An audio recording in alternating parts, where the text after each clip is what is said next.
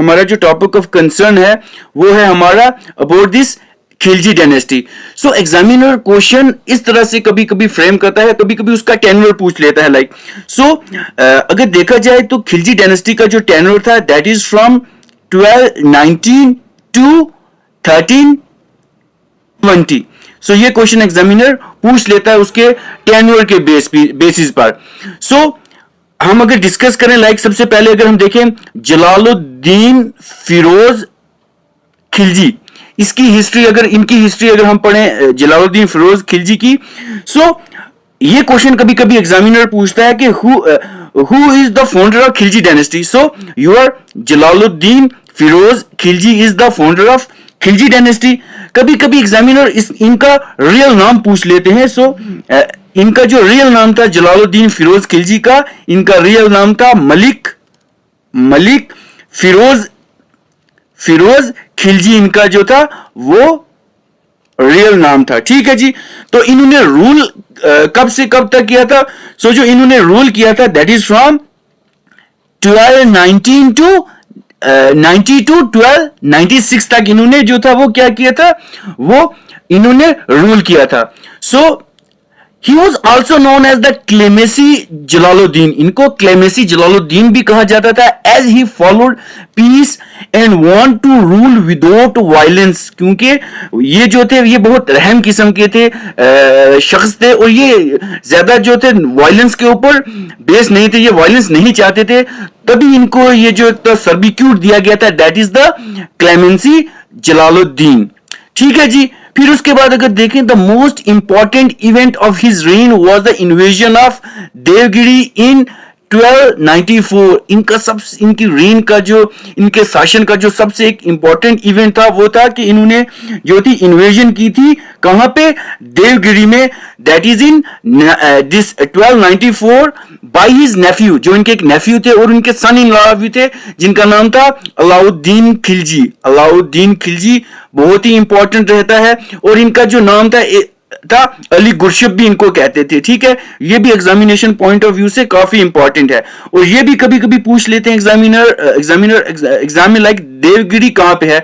सो देवगिरी जो है वो कहां पे है, वो महाराष्ट्र में है देवगिरी। सो मॉडर्न डे उसको हम क्या कहते हैं, उसको हम मॉडर्न डे में हम दौलताबाद भी कहते हैं। क्या कहते हैं? दौलताबाद भी उसको हम कहते हैं। ठीक है जी। Actually this Devagiri city is located in Aurangabad district of Maharashtra. ये किस डिस्ट्रिक्ट में कहां पे है? औरंगाबाद में है। ये एग्जामिनेशन पॉइंट, क्योंकि किसी भी वो डायमेंशन से एग्जामिनर जो है वो क्वेश्चन फ्रेम कर सकता है। सो औरंगाबाद में है, औरंगाबाद डिस्ट्रिक्ट में है कौन सी, दिस दौलताबाद, और महाराष्ट्र में है। अगर कुछ और इस देवगिरी के बारे में हम देखें लाइक सो जो देवगिरी थी it was the capital city of the Yadavas dynasty. ये भी आपको याद रखना है, that is the capital of the Yadavas dynasty थे जो उनकी ये कैपिटल भी थी। ठीक है जी। और जो जिस यादवास ऑफ जो देवगिरी थी इनको एक और नाम डायनेस्टी के नाम से भी बोला जाता था, लाइक उनको बोला जाता था क्या, सेवुना डायनेस्टी भी इनको बोला जाता था। ठीक है जी। क्योंकि जो ये मॉडर्न डे के जो पार्ट हैं लाइक महाराष्ट्र हो गया आपका, नॉर्थ कर्नाटका हो गया और कुछ मध्य प्रदेश के पार्ट में ये वहां पे डायनेस्टी जो रूल करती थी। ठीक है जी। उसके बाद अगर देखा जाए this Devagiri was the capital of Yadavas kingdom in the Deccan and Alauddin plunder the vast treasure.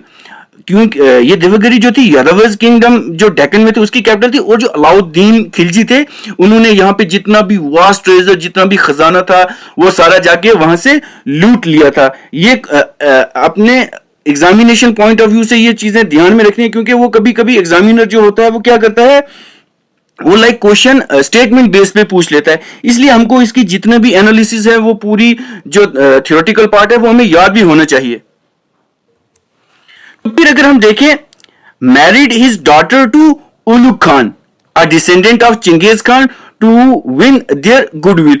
तो उसके बाद क्या, जो जलालुद्दीन था उसने अपनी बेटी की जो शादी थी वो किससे कराई थी, उलुग खान से। जो उलुग खान था उनका जो रियल नाम था, रियल नाम उनका क्या था, Almas bag.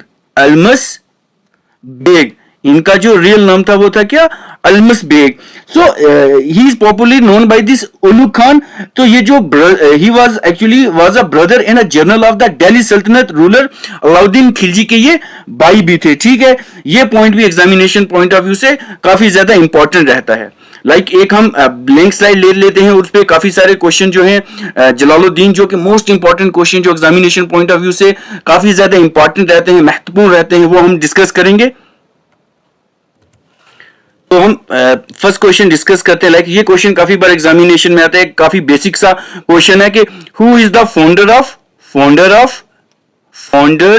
Of Khilji dynasty. So Khilji dynasty के फाउंडर कौन थे, तो ये हमारे जलालुद्दीन खिलजी थे। ठीक है, याद रखना है ये क्वेश्चन आपको, ये काफी बेसिक सा क्वेश्चन होता है, कभी हम इसको इंटरमिक्स कर देते हैं अलाउद्दीन खिलजी के साथ।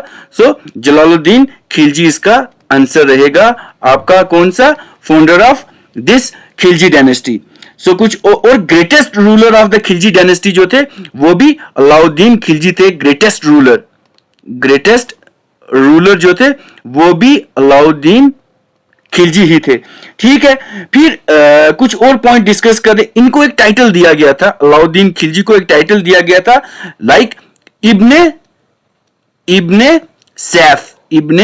सैफ भी टाइटल जो था वो किसको दिया गया था, अलाउद्दीन खिलजी को इब्ने सैफ टाइटल दिया गया था। Actually he was a ruler who assumed the title of this Ibne Saif, इनको टाइटल दिया गया था। ठीक है जी, और ये भी एग्जामिनर कभी कभी क्वेश्चन पूछ लेता है, who was the last ruler of the Khilji dynasty. So the last ruler of the जो लास्ट रूलर थे खिलजी डायनेस्टी के, वो कौन थे, वो हमारे कौन थे जी, मुबारक खिलजी जो थे वो हमारे लास्ट रूलर थे, किसके, इसके अपनी खिलजी डायनेस्टी के। ठीक है जी, उसके बाद इनका जो सरनेम था, जलालुद्दीन खिलजी, इनका सरनेम था शाइस्ता खान। ठीक है, ये क्वेश्चन भी कभी एग्जामिनर पूछ लेता है, क्योंकि ये काफी बेसिक सारे क्वेश्चंस रहते हैं। तो शाइस्ता खान के नाम से भी इनको जाना जाता था। इनका जो था वो सरनेम था, जलालुद्दीन खिलजी का जो सरनेम था वो क्या था, शाइस्ता खान इनका सरनेम था। फिर कभी कभी पूछ लेते हैं कि ruler who was coordinated in the place of Kilohar. Coordination जो थी उनकी, coordinated in the place of Kilokhari.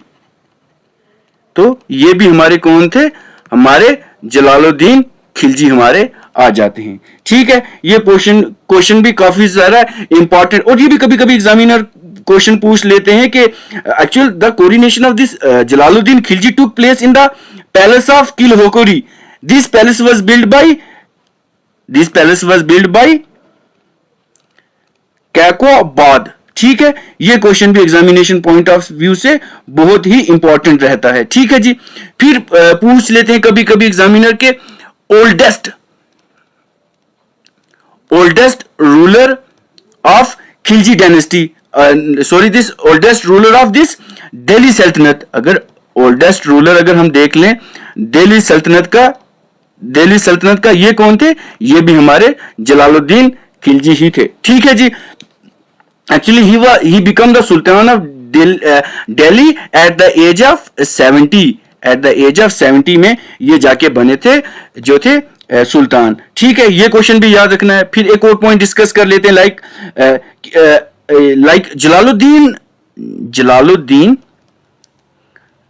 Jalaluddin Khilji ने एक बात बोली थी, ये काफी इंपॉर्टेंट रहता है एग्जामिनेशन पॉइंट ऑफ व्यू से। जलालुद्दीन खिलजी ने एक बात बोली थी, क्या बोला था इन्होंने, द दिल्ली सल्तनत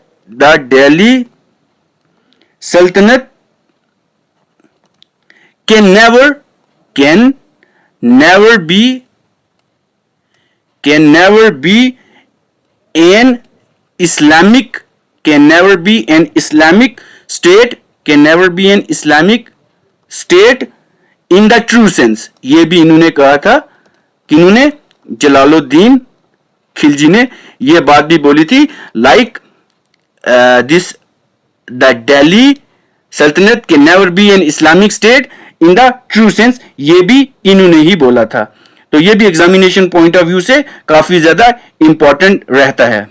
ठीक है जी। फिर उसके बाद एक और चीज उन्होंने बोली थी, ठीक है, ये क्योंकि ये स्टेटमेंट बेस्ड क्वेश्चन रहते हैं तो एग्जामिनर कैसे भी करके ये चीज पूछ सकता है। तो ये भी इन्होंने एक चीज बोली थी, like I consider the heir of a Muslim more important. मतलब इन्होंने कहा था जो मुझे एक मुस्लिम का हेयर है वो बहुत ज्यादा इंपॉर्टेंट है, बहुत ही ज्यादा इंपॉर्टेंट है 10 जो उसके फोर्ट होते हैं इंपॉर्टेंट देन 10 फोर्ट्स। मतलब जो मुस्लिम है उनका जो एक बाल है वो मुझे 10 किलो से ज्यादा इंपॉर्टेंट है, ज्यादा महत्वपूर्ण रखता है। ठीक है, ये क्वेश्चन भी एग्जामिनेशन पॉइंट ऑफ व्यू से काफी ज्यादा इंपॉर्टेंट रहता है। ठीक है जी। उसके बाद एक और नेक्स्ट स्लाइड हम ले लेते हैं, लाइक ब्लैंक स्लाइड, उस पर कुछ पॉइंट डिस्कस करते हैं। ठीक है जी। तो उसके बाद एक सिस्टम था, लाइक अगर हम देखें the market system of Alauddin Khilji, जो market system of Alauddin Khilji था, एक्चुअली द टेक्स्ट ये किन्होंने कहा था, ठीक, कौन सा, like the market system of Alauddin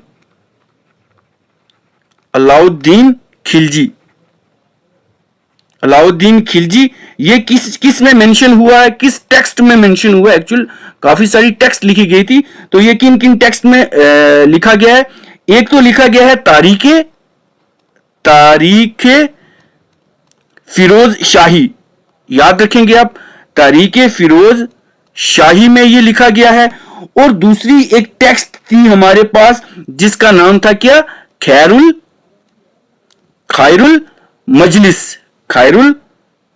मजलिस थी। उस टेक्स्ट में ये मार्केट सिस्टम जो था ये इन्होंने बताया था। ठीक है जी। उसके बाद कुछ और पॉइंट डिस्कस कर लें, लाइक हम अगर that I can recall that एक पॉइंट था दिस खिलजी डायनेस्टी में। ठीक है जी। वो पॉइंट क्या था, किरपास। ये पूछ लेते हैं कि किरपास किसके साथ एसोसिएट करता है। ठीक है जी। जो किरपास है वो किसके साथ एसोसिएट करता था at the time of this Khilji dynasty, so that associate with the cotton clothes. ठीक है, ये क्वेश्चन भी आप याद रखेंगे पॉइंट, क्योंकि एग्जामिनेशन पॉइंट ऑफ व्यू से ये बहुत ही इंपॉर्टेंट है। Actually kirpas was a type of cotton at that time. ठीक है जी। उसके बाद एक और पॉइंट आ जाता है, लाइक खुजे दहली। तो ये किसके साथ एसोसिएट करता था, ये भी एक पॉइंट है। सो ये आपका जो है किसके साथ एसोसिएट करता है, लाइक सिल्क फैब्रिक के साथ एसोसिएट करता है, that was made in Delhi eight that time. ये क्वेश्चन भी एग्जामिनेशन पॉइंट ऑफ व्यू से बहुत ही ज्यादा इंपॉर्टेंट है। एक और पॉइंट आ जाता है, लाइक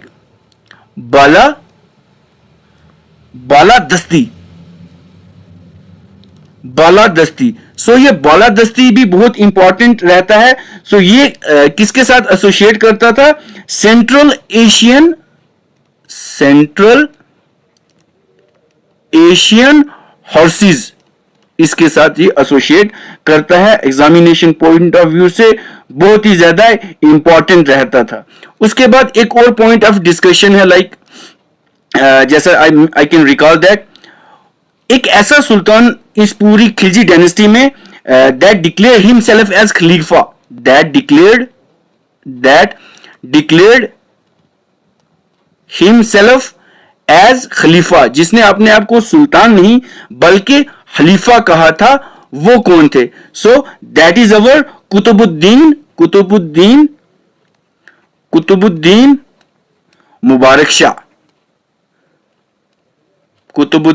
मुबारक शाह ने अपने आप को सुल्तान नहीं बल्कि खलीफा कहा था। ठीक है जी, ये भी इंपॉर्टेंट रहता है हमारा एग्जामिनेशन पॉइंट ऑफ व्यू से। और इन्हीं के साथ एसोसिएट एक और चीज भी है, he was a ruler who used to came to his court by wearing women clothes.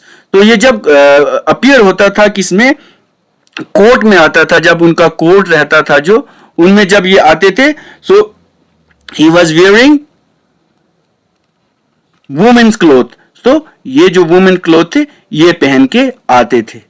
ठीक है जी, ये भी एग्जामिनेशन पॉइंट ऑफ व्यू से काफी ज्यादा इंपॉर्टेंट रहता है। ठीक है, क्योंकि एग्जामिनर किसी भी डायमेंशन से क्वेश्चन को फ्रेम करके वो पूछ सकता है। सो हमारे लिए ये जरूरी है कि हमें जितनी भी जो थियोरेटिकल पोर्शन है वो याद रहना चाहिए, इसके बेस पे इनको क्या नाम दिया गया था। ठीक है, एक और चीज that I can recall that, एक और चीज मुझे रिकॉल हो रही है, ही वॉज बेनिवोलेंट रूलर। ये बहुत ही बेनिवोलेंट रूलर थे। ठीक है ना जी, ठीक, बहुत ही ज्यादा, क्योंकि ये ज्यादा झगड़े मारपीट पे ज्यादा यकीन नहीं रखते थे। So he was a benevolent ruler, so he was a benevolent ruler.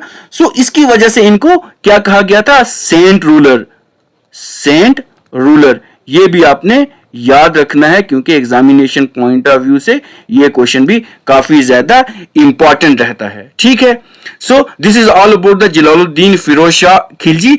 तो मेरे ख्याल से इससे बाहर कोई क्वेश्चन वो पूछेंगे नहीं हमारे इस पॉइंट से। सो एक और चीज मुझे आई कैन रिकॉल दैट, जो मुझे याद आ रही है, एक हमीर देव करके नाम है, हमीर देव।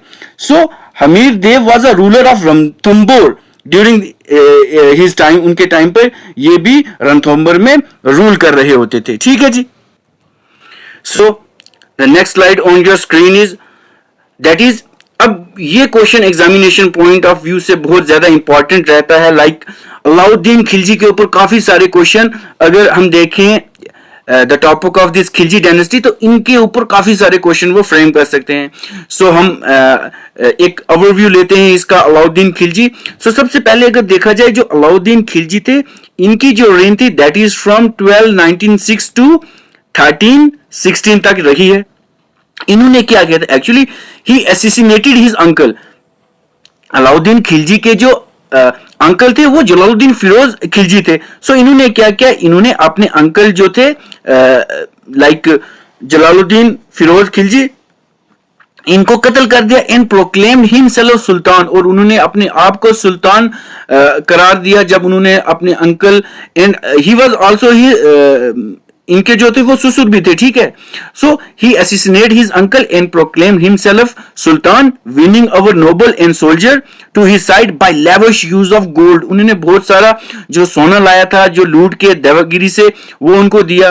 फिर आफ्टर कमिंग टू पावर, जब वो पावर में, ही मैसेक्योर्ड द ओल्ड बलबानी एंड जलालीज नोबल। जितने भी ओल्ड बलबनीज और जलालीज लोग थे, कुछ नोबल्स थे, एंड मंगोल हु सेटल, जितने भी मंगोल्स थे जो दिल्ली में सेटल हुए थे, and some of his family member, उनके साथ बहुत ही कत्लो गारत की, उनको मार दिया। ठीक है जी, फिर उसके बाद क्या हुआ, his first conquest was of the rich king of kingdom of Gujarat. सबसे पहले जो उन्होंने कंक्विस्ट की थी वो गुजरात किंगडम में की थी। At that time that was ruled by the Vaghelas king Jayaram Dev second rule कर रहे थे, उनके साथ उन्होंने कंक्वेस्ट की। दिस कंक्वेस्ट इज नोटेबल, ये कंक्वेस्ट जो थी वो बहुत ही नोटेबल थी दो रीजन के लिए। ठीक है जी, फर्स्ट पहले उन्होंने किया, first reason is that he married the raja's wife Kamala Devi. सबसे पहले उन्होंने राजा को हराया और उनकी जो वाइफ थी कमाला देवी जी, उनके साथ शादी की। And second he acquired Malik Kafur. सबसे पहले उन्होंने क्या किया, कमाला देवी से उन्होंने शादी की, जो कि राजा की बीवी थी। और दूसरा उन्होंने मलक कफूर को एक्वायर्ड किया, मलक कफूर को उन्होंने वहां से एक्वायर्ड किया। मलक कफूर को हम नेक्स्ट स्लाइड में डिस्कस करेंगे। ठीक है जी, ये भी काफी इंपॉर्टेंट रहता है examination point of view. Actually he was an unique, ठीक है जी, who later rose on to become a general, great military general. बाद में उनको अलाउद्दीन खिलजी ने एक बहुत ही बड़ा उनको पद दिया, एक बहुत ही बड़ी post the, that is the military general की। उसके बाद क्या हुआ, देन ही कैप्चर्ड रणथंबोर, उन्होंने रणथंबोर को कैप्चर किया, फिर चित्तौड़ को कैप्चर किया, फिर उन्होंने मालवा को कैप्चर किया। ठीक है जी। चित्तौड़ जो था at that time ruled by this Gahlot Singh, Ratan Singh. ठीक है जी।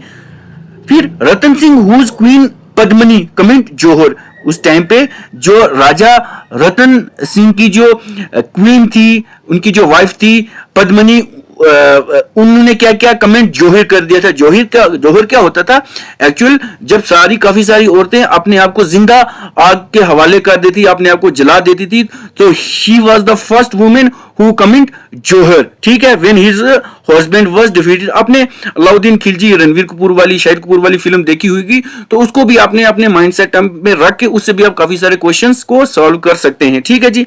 तो उन्होंने कमेंट क्या किया था, जोहर कमेंट किया था। ठीक है ना, अपने आप को आग लगा थी। अलाउद्दीन नेम चित्तौड़, ये क्वेश्चन भी काफी बार एग्जामिनेशन में पूछते थे कि अलाउद्दीन ने चित्तौड़ का जो नाम था खिजराबाद रखा था। ठीक है जी। आफ्टर हिज सन, अपने बेटे के नाम पे चित्तौड़ का नाम उन्होंने क्या रखा था, खिजराबाद उन्होंने नाम रखा था। ये चीजें भी आपको एग्जामिनेशन पॉइंट ऑफ व्यू से काफी ज्यादा इंपॉर्टेंट हैं और आपको याद रखनी है। ठीक है जी। उसके बाद अगर हम नेक्स्ट स्लाइड पे देखें, like after his conquest of north India, जब उन्होंने नॉर्थ इंडिया में सारी कंक्वेस्ट कंप्लीट कर ली, he send Malik Kafur toward south, उन्होंने जो मलिक कफूर थे, जो उनके मिलिट्री जनरल थे, उन्होंने साउथ में भेज दिया, दैट कि आप जाएं वहां पे और वहां पे एक्सपीडिशंस करें। ठीक है जी। वहां पे मलिक कफूर ने क्या किया, मलिक कफूर डिफीटेड, उन्होंने हराया किसको, यादव्स ऑफ देवगिरी, उनको हराया। King was at that time, ये भी पूछ लेते हैं कि उस टाइम वहां पे किंग कौन थे, दैट वाज रामचंद्र देवा थे। फिर उसके बाद ककाटिया किंग प्रताप रुद्रमन देवा फर्स्ट ऑफ वरंगल, उनको इन्होंने हराया। फिर उसके बाद होसेलिया ऑफ ध्वंसमुंद्रा, इनको हराया। किंग वाज वीर बल्ला थर्ड, वो किंग थे, क्योंकि पूछेंगे किसको हराया और उस टाइम राजा कौन था, ये चीजें एग्जामिनेशन पॉइंट ऑफ व्यू से काफी ज्यादा इंपॉर्टेंट रहती हैं। फिर उसके बाद पंड्याज ऑफ मुदराई को हराया और उस टाइम पे जो किंग थे वहां पे मरवा रमन कुलशेखरा ये थे। ये भी एग्जामिनेशन पॉइंट ऑफ व्यू से काफी ज्यादा इंपॉर्टेंट रहता है। आप फिर उसके बाद अगर कुछ और पॉइंट डिस्कस करें, like he is said to have reach as far as Rameswaram, वो रामेश्वरम तक पहुंच गए थे, वियर ही बिल्ट अ मस्जिद, वहां जहां पे उन्होंने एक मस्जिद बनाई थी। Thus the whole of the Deccan was subjugated, वहां जितना भी डेक्कन एरिया था वो सारा सबजुगेटेड हो गया था। फिर उसके बाद देखें, ही स्ट्रेंथन द नॉर्थ वेस्ट फॉरेंटियर, जितना भी नॉर्थ वेस्ट फॉरेंटियर था वो उन्होंने स्ट्रेंथन कर दिया अंडर हिज ट्रस्टी कमांडर गाजी मलिक, उनके ट्रस्टी कमांडर थे जिनका नाम क्या था, गाजी मलिक। तो उनकी हेल्प से तो इन्होंने क्या किया, वो सारा एरिया जो नॉर्थ वेस्ट फॉरेंटियर था उनको क्या कर लिया, काफी ज्यादा स्ट्रेंथन कर दिया। फिर उसके बाद इन्होंने क्या किया, ये भी पूछते हैं कि he adopted the Balban policy of blood and iron, ये क्वेश्चन भी काफी ज्यादा इंपॉर्टेंट रहता है हमारा एग्जामिनेशन पॉइंट ऑफ व्यू से। सो ये ब्लड एंड आयरन पॉलिसी क्या थी, actual this is the policy in which they tackle Mongol, वो जितने भी मंगोल थे उनको टैकल करते थे, क्योंकि मंगोल जो थे वो किसी को नहीं मानते, वो बहुत ही हार्श पनिशमेंट देते थे, लूट मार के तो चले जाते थे। ठीक है जी। फिर उसके बाद अगर देखें, he added an entrance door to Qutub Minar, उन्होंने एक एंट्रेंस डोर जो थी कुतुब मीनार में ऐड की। उसके बाद Alai Darwaza and build his capital at Siri, तो उन्होंने अपनी जो कैपिटल सीरी थी वहां बिल्ड की। ठीक है जी। फिर उसके बाद ये क्वेश्चन काफी सारा इंपॉर्टेंट रहता है, ही आल्सो बिल्ड होज हास, इन्होंने ये बिल्ड किया। उसके बाद महल हजार सुतून इन्होंने बिल्ड किया। ठीक है। जमात खाना इन्होंने बिल्ड की, कहां पे की, ये सारी आपको याद रखनी है, कहां पे, दिल्ली में बिल्ड की। और ये क्वेश्चन तो काफी ज्यादा इंपॉर्टेंट रहता है, सीधे वन लाइनर में एग्जामिनर पूछ लेता है आपके, चाहे यूपीएससी एग्जाम हो, चाहे जेकेपीएससी एग्जाम्स हो, जेकेएसएसबी या एसएससी के एग्जामिनेशंस में। मैंने काफी बार ये क्वेश्चन देखा है कि हु इज लाइक दिस, के सिकंदर सानी टाइटल किन का था, तो सिकंदर सानी टाइटल जो था वो हमारा अलाउद्दीन अलाउद्दीन खिलजी का जो एक टाइटल था, जो था क्या, सिकंदर सानी। ये क्वेश्चन काफी ज्यादा इंपॉर्टेंट रहता है, और कभी कभी इसको ये भी पूछ लेते हैं कि व्हाट इज दिस सिकंदर सानी, तो इसको हम क्या कहते हैं, सेकंड अलेक्जेंडर। इनको हम क्या कहते हैं, सेकंड अलेक्जेंडर। आपने मूवी में भी देखा होगा, काफी बार उसमें कहते हैं, वो चेतन राग कहता है उसको, दिस रणवीर सिंह को कहता है कि आप दूसरे अलेक्जेंडर बनेंगे, ठीक है। तो ये क्वेश्चन भी एग्जामिनेशन पॉइंट ऑफ व्यू से बहुत ज्यादा इंपॉर्टेंट रहता है, ठीक है जी। फिर उसके बाद अगर हम देखें कुछ और point like this Alauddin Khilji की रीन के ऊपर, so he was a first sultan to have a permanent army. ये पहले सुल्तान थे जिनके पास परमानेंट आर्मी थी। पेड सोल्जर इन कैश, ये जितने भी सोल्जर थे उनको कैश में पेमेंट करते थे, ठीक है जी। Imported horses, detailed description of each soldier, जो detailed description of each soldier थी उसको कहते थे चेहरा, चेहरा कहते थे, ये भी इंपॉर्टेंट रहता है। एंड ईच हॉर्स, और हर एक जितने भी उनके पास हॉर्सेस थे, घोड़े थे, उनकी जो डिटेल डिस्क्रिप्शन थी उनको कहते थे दाग। सो द सिस्टम ऑफ दाग इन चेहरा was introduced by this Alauddin Khilji for the first time, ठीक है जी। उसके बाद अगर हम कुछ और पॉइंट देखें, he took a radical preventive measure to prevent rebellion. उन्होंने काफी सारे रेडिकल प्रिवेंटिव मेजर लिए, जिसमें उन्होंने जितनी भी रिबिलियंस थी, जितनी भी उनके मतलब जो लोग उनके खिलाफ होते थे, उनको मेजर करने के लिए सबसे पहले उन्होंने क्या किया, ही इज कन्फिकेशन। सबसे पहले क्या किया उन्होंने, like confiscation of the religious endowment and free grant of land. सबसे पहले उन्होंने जब्ती सिस्टम किया, religious endowment and free grant of this land. उसके बाद अगर देखें, an efficient espionage system was build. उन्होंने एक स्ट्रॉन्ग एस्फोनेज सिस्टम, मतलब एक जासूस, जितने भी जासूस थे, ठीक है नहीं, जासूस बोलेंगे, सारे जासूस सिस्टम उन्होंने बिल्ड किया। सो ये भी एग्जामिनर क्वेश्चन पूछता है कि efficient espionage system was introduced by whom. So हमारा अलाउद्दीन खिलजी उनका आंसर आ जाता है। फिर उन्होंने किया, sale of liquor and intoxicant prohibit. जितनी भी शराब और इंटॉक्सिकेंट ड्रिंक थी उन्होंने प्रोहिबिट कर दी, बंद कर दी। उसके बाद अगर हम देखें, like restriction and strong check on social gathering.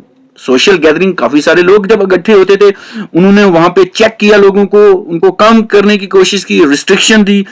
Marriage between the families of noble, इनके ऊपर उन्होंने चेकआउट डाला, ठीक है। उसके बाद है क्या, रेवेन्यू रिफॉर्म में भी उन्होंने काफी सारा जो है वो इंपॉर्टेंट रोल प्ले किया। लाइक अगर देखें हम, measure the cultivable land and fix the land revenue. उन्होंने जितना भी मेजरेबल कल्टिवेबल लैंड था और फिक्स लैंड रेवेन्यू था, उन्होंने फिक्स कर दिया। लाइक ये पूछेंगे कि biswa was declare to be the standard unit of measurement. एक टर्म आएगी एग्जामिनेशन में आपके साथ कि बिस्वा क्या था। So biswa was to be declared as the standard of unit of measurement. Standard of unit of measurement आएगी, ठीक है। उसके बाद अगर हम देखें point, the state demand was half of the produce. जो स्टेट की डिमांड थी that is half of the produce of the Biswa. उसके बाद देखेंगे, होस्ट टैक्स लगाया उन्होंने, घड़ी जिसको कहते थे। एंड पोशियर टैक्स, चराई वाज इम्पोज्ड। घराई और चराई उन्होंने जो टैक्स था वो इम्पोज किया। उसके बाद a special post of mustakhraj was created for the purpose of collection of revenue. So ये क्वेश्चन एग्जामिनर पूछेगा कि मुस्तखरिज पोस्ट किसके लिए क्रिएट की थी, for the purpose of this collection of for the purpose of the collection of revenue के लिए ये जो थी पोस्ट क्रिएट की गई थी, that is by Alauddin Khilji के द्वारा, ठीक है जी। फिर कुछ और पॉइंट, उसके बाद इन्होंने मार्केट रिफॉर्म भी लाया। अगर पहली स्लाइड में हम देखें, इन्होंने रेवेन्यू रिफॉर्म लाया, उसके साथ इन्होंने मार्केट रिफॉर्म भी लाया। सो मार्केट रिफॉर्म में उन्होंने क्या किया, प्राइस जो था जितनी भी स्टेट की कमोडिटीज थी उनका फिक्स कर दिया, जितना भी था वो फिक्स कर दिया। फिर उसके बाद देखेंगे उन्होंने 4 सेपरेट मार्केट एस्टेब्लिश की, दैट इज आपकी रहेगी, एक रहेगी कमोडिटी सेंट्रल ग्रेन मार्केट, एक इन्होंने ये मार्केट बनाई।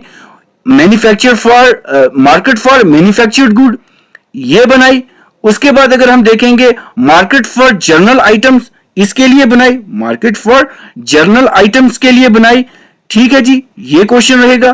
फिर उसके बाद in the market for Hershey's cattle and slave, ये 4 मार्केट, सेपरेट मार्केट उन्होंने बनाई। सो आपके पास रहेंगी commodity, central grand market and market for manufactured good, and third one is market for general items, and your fourth one is the market for a horse, cattle and slave। ठीक है जी, ये market reform इन्होंने लाई। उसके बाद क्या था, sultan received daily report of these from independent source, वो एक इंडिपेंडेंट सोर्स थे, that was the espionage system, जो स्पाइस जितने भी जासूस थे इनसे ये सारी रिपोर्ट अलाउद्दीन खिलजी लेता था। ठीक है जी, उसके बाद इसने क्या किया, एक बहुत ज्यादा इंपॉर्टेंट काम किया, that is strict punishment for cheat and underweightment. जो चीट करता था, धोखाधड़ी करता था, और जो तोलने में कोई कम या ज्यादा करता था, उसके लिए इसने एक स्ट्रिक्ट पनिशमेंट रखी। ठीक है जी, और उसके बाद ये पॉइंट काफी ज्यादा इंपॉर्टेंट रहता है, that first Turkish Sultan of Delhi who separate religion from politics, इसने रिलीजन को पॉलिटिक्स से डिफरेंशिएट कर दिया।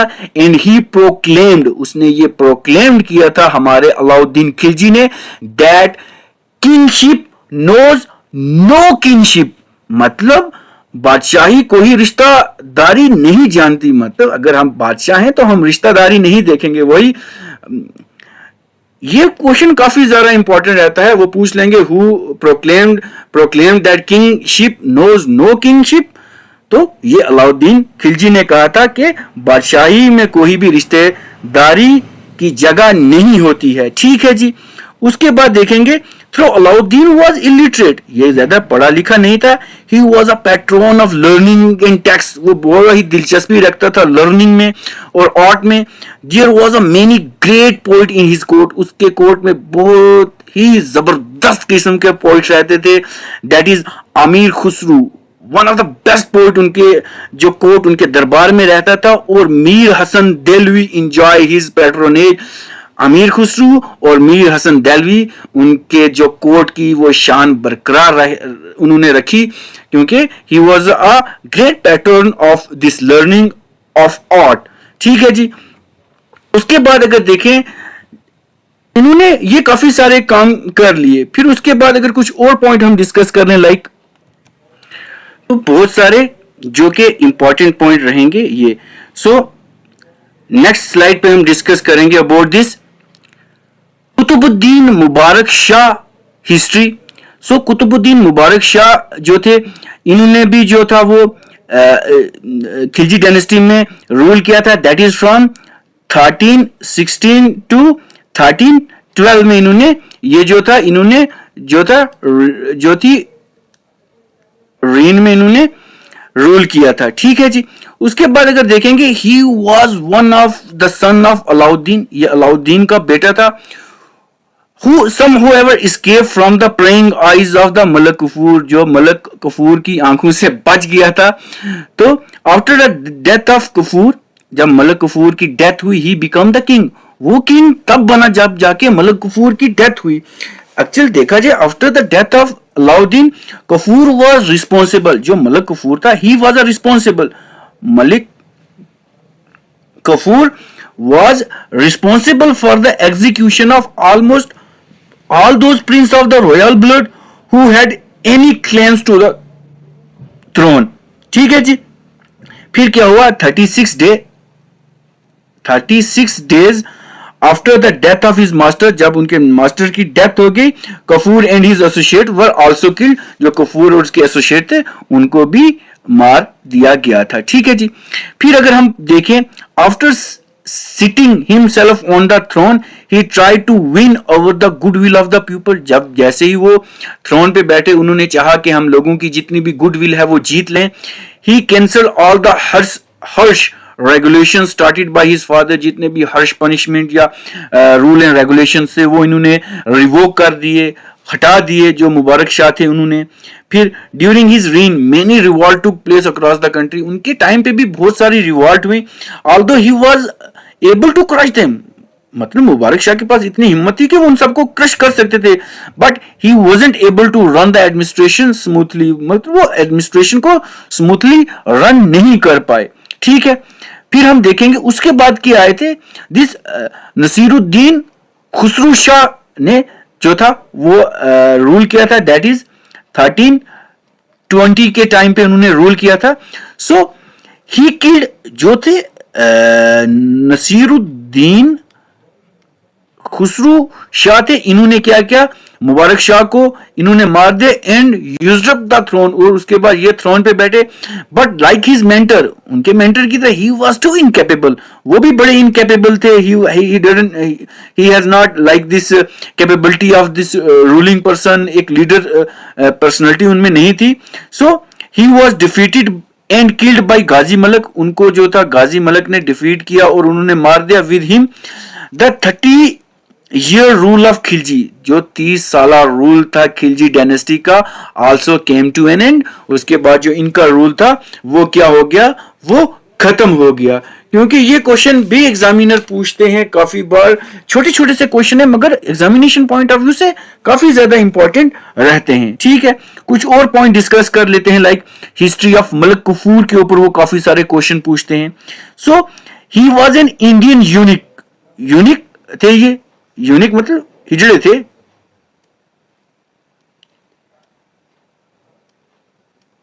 जिड़ा कहते हैं इनको। ठीक है, he was an Indian eunuch and a slave who became a general in the army of Alauddin, Alauddin की आर्मी में ये मिलिट्री जनरल बने थे इन 1297 में।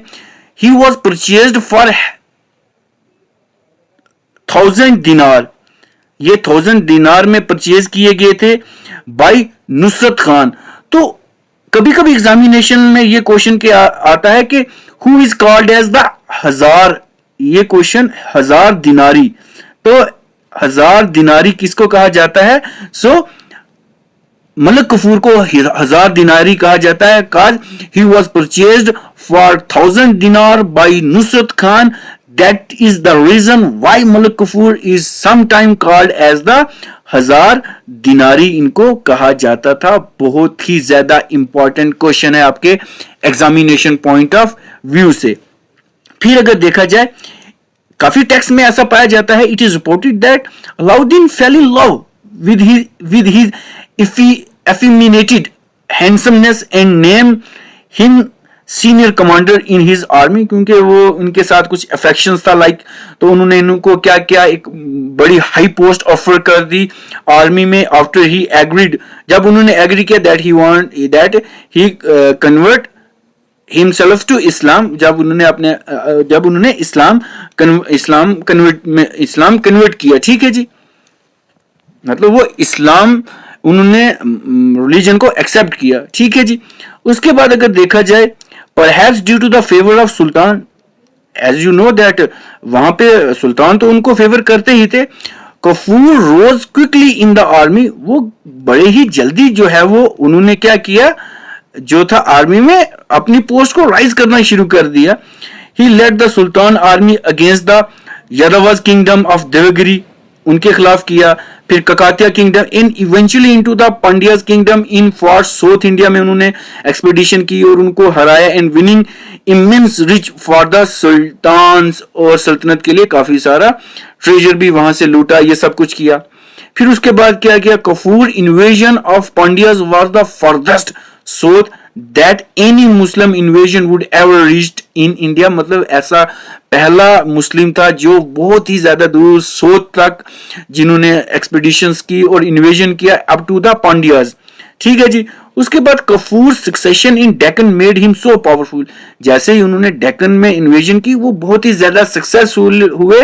That Alauddin become merely a puppet in hand, puppet in hand, वो अलाउद्दीन उनके सामने कठपुतली सा बन के रह गया। ठीक है जी, this evil genius of the sultan told Alauddin that his wife and son was conspired against him and got them improvised, उनको improvised कर दिया।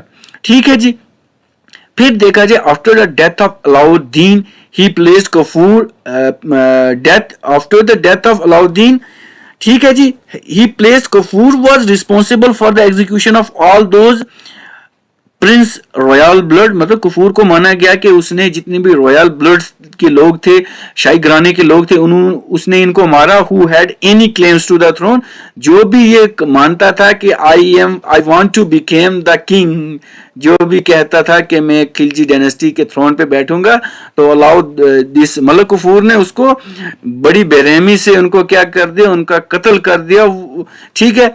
36 day after that death of this Alauddin, ये हम अभी पहले भी डिस्कस कर चुके हैं, that Kafur and his associated were killed, उनको भी मार गिराया था.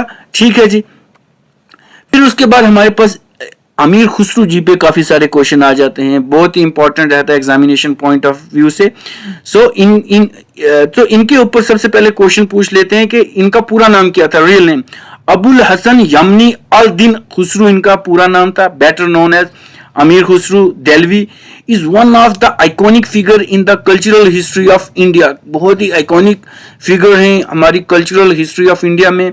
A Sufi mystic and a spiritual disciple of Nizamuddin Auliya of Delhi. Amir Khusru was not only one of Indian greatest poets, ये खाली ही नहीं है, he is also credited with being the founder of both Hindustani classical music and qawwali, the devotional music of Sufi, ये भी इन्हीं के founder हैं. ठीक है. ये क्वेश्चन एग्जामिनेशन में पूछ लेते हैं कि who is the founder of this classical Hindustani music and qawwalis, ये भी. उसके बाद he was born of a Turkish father Saifuddin and an Indian mother. ठीक. उनकी जो इंडियन मदर थी, in India he was associate with, काफी सारे रॉयल जो कोर्ट थे उनके साथ ही एसोसिएट करते थे. More than seven ruler of Delhi Sultanate. He created the fusion of Indian Arabic and Persian music. He is credited to have invented tabla.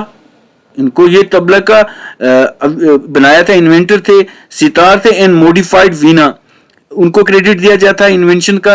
He was given the title तूत हिंद, बहुत ही ज्यादा important अगर question examination point of view से देखा जाएगा कि तूते हिंद किसको कहा जाता था, तूते हिंद किसको कहा जाता था, that is the parrot of India, that is your Amir Khusrau. One of the famous Persian couplet goes to him, ये कॉपलेट पर्शियन इनके ऊपर जो थी, जो फेमस कॉपलेट थी इनके द्वारा कही गई थी. अगर फिरदौस बर रूए जमी अस्तम हमी अस्तम हमी अस्तम हमी अस्त.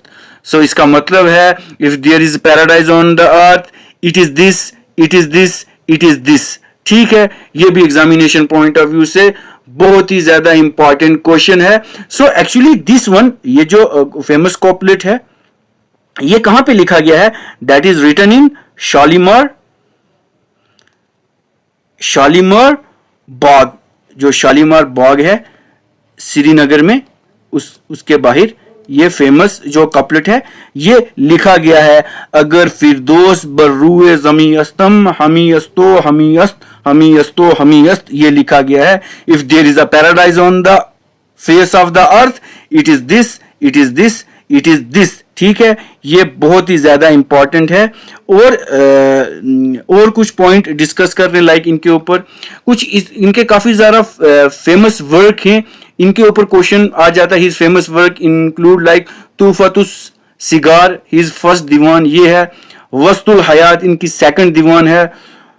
गुरतुल कमल, बकी या नकी, ये इनकी काफी सारे जो लिटरेरी वर्क हैं, ये आप एग्जामिनेशन पॉइंट ऑफ व्यू से इनको देख लें कौन कौन से हैं. Miftah ul Futuh in the praise of victory of Jalaluddin Khilji, ये इनकी लिटरेरी वर्क है. ये भी आप देख लें क्योंकि इनके बेस के ऊपर काफी सारे क्वेश्चन एग्जामिनर पूछते ही रहते हैं. ठीक है जी. तो ये एग्जामिनेशन पॉइंट ऑफ व्यू से काफी ज्यादा इंपॉर्टेंट क्वेश्चन रहेंगे. एक ब्लैंक शीट ले लेते हैं, स्लाइड लेते हैं, उस पे कुछ हम जो पढ़ा है वो उसको दोबारा रिकॉल कर लेते हैं. ठीक है. क्योंकि रिकॉल करना, रिवीजन करना काफी ज्यादा इंपॉर्टेंट रहता है एग्जामिनेशन पॉइंट ऑफ व्यू से. सो अगर देखा जाए सबसे पहले हमने क्या पढ़ा था, जो हमारे जलालुद्दीन खिलजी थे उनको क्लीमेंसी, क्या बोला था, क्लीमेंसी क्लेमेंसी जलालुद्दीन भी कहा जाता था।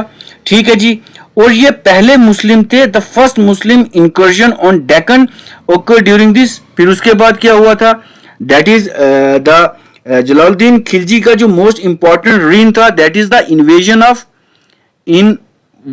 ऑफ देवगिरी।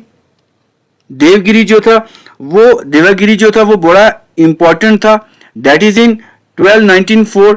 ये बहुत इंपॉर्टेंट रहता है। फिर उसके बाद देखा जाए, ये क्वेश्चन रहता था कि जो अलाउद्दीन जो थे, ये अपॉइंटेड अर्लियर जो थे, अपॉइंटेड क्या थे, गवर्नर ऑफ कारा के ये गवर्नर थे। ये आपने याद रखना है क्योंकि एग्जामिनेशन पॉइंट ऑफ व्यू से ये चीज काफी ज्यादा इंपॉर्टेंट रहती है। फिर उसके बाद देखा जाए लाइक दिस कुछ और पॉइंट। सो इन्होंने क्या किया था,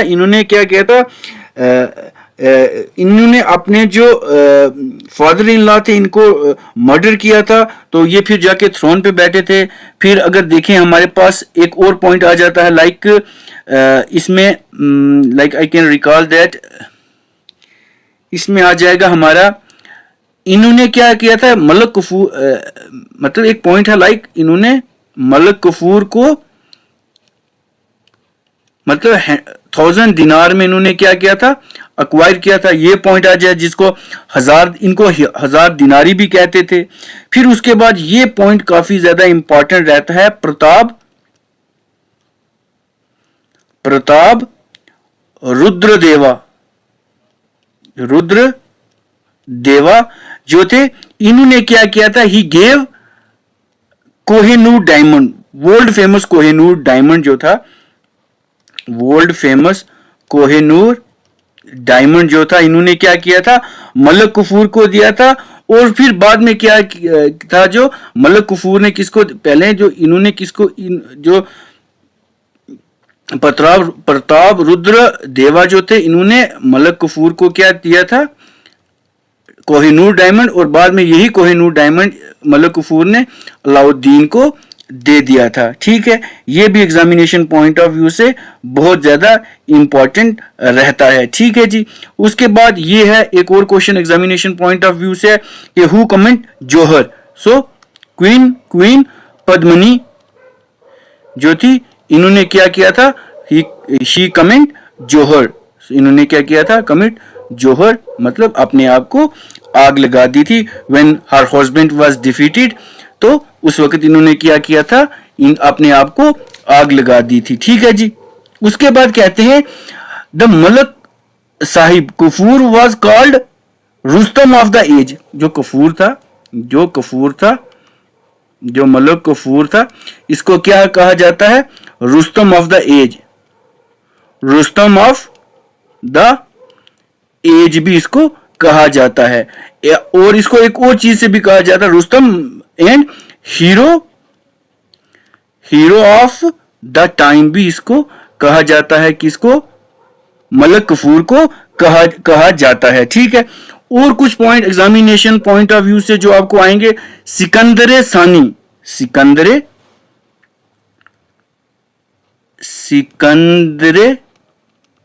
सानी, ये किनको कहा जाता था, अलाउद्दीन खिलजी को कहा जाता था।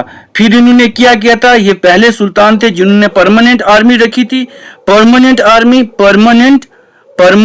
आर्मी थी इनके पास, और इनके पास एक कंसेप्ट था, that is chehra and dagh. That is chehra and dagh, मतलब ये था detail description of horse and their soldier. फिर उसके बाद इन्होंने एक और चीज रखी थी, that is the espionage system, मतलब जितने भी जासूस थे ये सिस्टम उन्होंने रखा था। उसके बाद एक और चीज आपको याद रखनी है, दैट इज बिस्वा याद रखनी है। उसके बाद होस्ट टैक्स इन्होंने लगाए थे, होस्ट टैक्स दैट इज गहराई, और लैंड टैक्स थे, that is posture tax that is चराई इन्होंने लगाया था। ये आपको याद रखना है, एग्जामिनेशन पॉइंट ऑफ व्यू से बहुत ही ज्यादा इंपॉर्टेंट ये रहता है। ठीक है जी। उसके बाद देखें जो मार्केट कंट्रोल थी that were under the control of high officer Shahana, ठीक है जी, high control officer that is Shahana, एक ऑफिसर था वो इसको कंट्रोल करता था, ठीक है। ये भी एग्जामिनेशन पॉइंट ऑफ व्यू से काफी ज्यादा इंपॉर्टेंट रहेगा हमारा, ठीक है। उसके बाद एक और नेक्स्ट स्लाइड ले लेते हैं, कुछ पॉइंट उसके ऊपर डिस्कस करते हैं क्योंकि एग्जामिनेशन पॉइंट ऑफ व्यू से ये पॉइंट काफी ज्यादा इंपॉर्टेंट रहते हैं। लाइक अगर हम देखें, एक था लाइक पॉइंट आता है हमारे पास, Alauddin Khilji started market system, इसने एक सिस्टम लाया market system to bring happiness to the people, to bring happiness to the people, ठीक है, ये लाया। तो ये किसके द्वारा लाया गया था, दैट इज शेख नसीरुद्दीन, ये याद रखना है आपने, किसने लाया था, उनके टेनवर में आया था लेकिन शेख नसीरुद्दीन ने ये कंसेप्ट लाया था। Nasiruddin has said in his work that is in Khairul Majalis में इन्होंने कहा था दैट Alauddin started the market system to bring happiness to the public. फिर एक और चीज कही गई है, ठीक है जी, इनकी the main objective of the market system of this Alauddin Khilji was to punish Hindus, ये जो था ये किसने कहा था, दैट इज ऑब्जेक्टिव ये था, लेकिन ये जो चीज थी ये किसने कही थी, दैट इज योर बरानी करके एक नाम है, इन्होंने ये चीज बताई थी। ये क्वेश्चन भी एग्जामिनेशन पॉइंट ऑफ व्यू से काफी ज्यादा इंपॉर्टेंट रहता था। तो ये एक और चीज है हमारे पास, like who was the this supreme authority, कौन थी जो supreme authority of Alauddin Khilji's market system की जो सुप्रीम जो अथॉरिटी थी वो कौन थे, वो हमारे थे दीवाने